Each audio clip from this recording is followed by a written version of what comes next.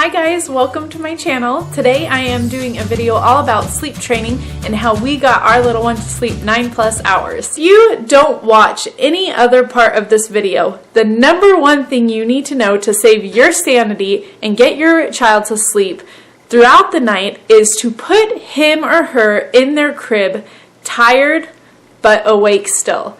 Now it's very important that they go in their crib awake, because what happens is if you put them into their crib to sleep once they've been nursed or rocked or sang to, they will wake up and they'll be like, oh my gosh, where is my mom or my dad? I need to be nursed or rocked or sang to in order to fall back asleep, which is taking away your precious sleep time.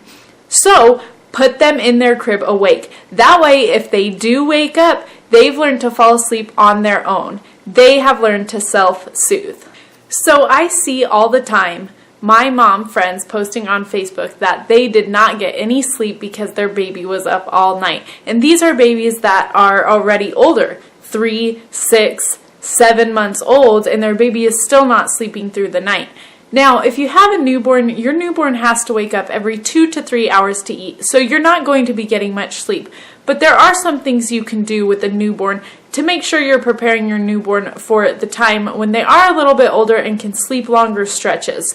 I basically suggest with a newborn to do the eat, wake, sleep cycle, which is what a lot of you moms told me when I first had Graham. First they eat, then you want to make sure they have a little bit of wake time. Now with a newborn, it's not going to be a lot of wake time because they sleep a lot. But just make sure they're waking up after they eat, and then they can fall to sleep after that. You also want to try to establish a good routine early on, meaning try not to let them depend on being rocked to sleep, sang to sleep, or breastfed before they go to bed. Now, you want to make sure that you establish a routine with your baby. This has helped us night and day with Graham. He knows when we're doing these certain things that it's time for bed. And I'm going to walk you through exactly what we do with Graham before he goes to sleep. So first, you want to make sure that your baby is full.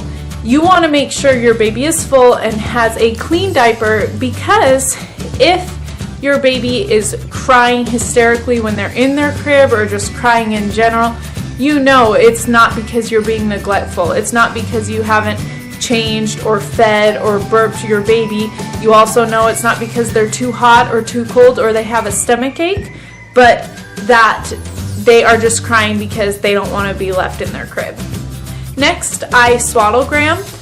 We started out when he was young swaddling him with his arms wrapped up, which I actually found added about 10 to 15 minutes per feeding session a night to his sleep. So meaning after I would breastfeed him, he would sleep an extra 10 or 15 minutes longer with being swaddled. It makes him feel just comfy, like they're in the womb.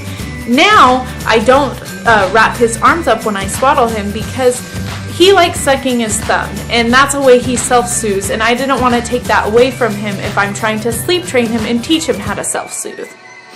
Next, I read to Graham. I read to him 1 or 2 books, and that's a really special time for us. We really love reading, and my mom read to me when I was little, and I think it's really healthy for their development to read to them. So next, I rock with him and sing to him until I notice signs that he's really, really tired. That way, I'm putting him in his crib while he's sleepy, awake still, but sleepy. And I'm not just throwing him in there when he's wide awake. So, I rock to him, I sing to him, and you can tell he is tired because he's taking his binky. Usually, he does not take a binky. He sucks his thumb over taking the binky, but when he's really, really tired, he just takes that binky right away. So then when I put him in his crib, I just make sure he's okay, and I usually have this toy that's stuffed in the corner of the crib so he can't grab it and suffocate on it and pull it out. It's very, very secure and stuffed in there.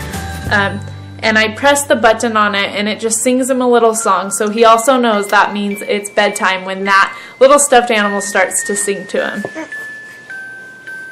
So if your baby does start crying, and your baby will start crying when you first start this process, it was extremely hard on me because I hate to hear my baby cry. So my husband actually had to help me a lot with this. He would go in and check on Graham because I was tempted to pick him up, to rock him, to soothe him, to just take him back out with me and nurse him until he fell asleep. So my husband really helped keep me accountable in that. And if Graham did start crying, I would give it 5 minutes, and then after 5 minutes, if he was still crying, I would go in there, or James would go in there at the time, rub his back and tell him, it's okay, we love you. And we would do this process over and over and over again until he finally fell asleep. Okay, there you have it, guys. That is how I got Graham to start sleeping 9 to 10 hours at night. We still have our nights, but generally, as a rule of thumb, he sleeps throughout the night. If you guys have any questions, please feel free to leave them in the comments below. And if you have any tips or tricks on how you got your baby to sleep through the night, I'd love to hear them. If you like this video, please hit the thumbs up button and subscribe to my channel.